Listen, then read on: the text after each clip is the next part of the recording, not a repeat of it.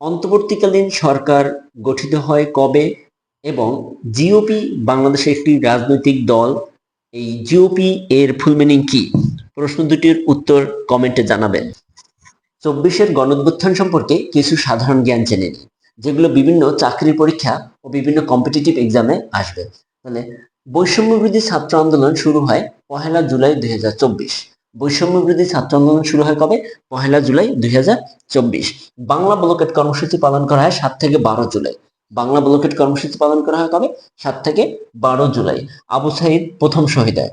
বেগম রোকেয়া ইউনিভার্সিটির শিক্ষার্থী, ইংরেজি ডিপার্টমেন্টের শিক্ষার্থী আবু সাইদ শহীদ হয় 16 জুলাই।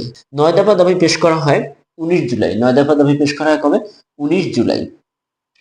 কমপ্লিট শাটডাউন 18 থেকে 22 জুলাই। কমপ্লিট শাটডাউন পালন করা হয় কবে? 18 থেকে 22 জুলাই। রিমেম্বারিং আওয়ার হিরোজ কর্মসূচি পালন করা হয় 31 জুলাই। একই সাথে মার্চ ফর জাস্টিস কর্মসূচি পালন করা হয় 31 জুলাই। এক দফা দাবি ঘোষণা ও অসহযোগ আন্দোলনের ডাক দেওয়া হয় 3 আগস্ট।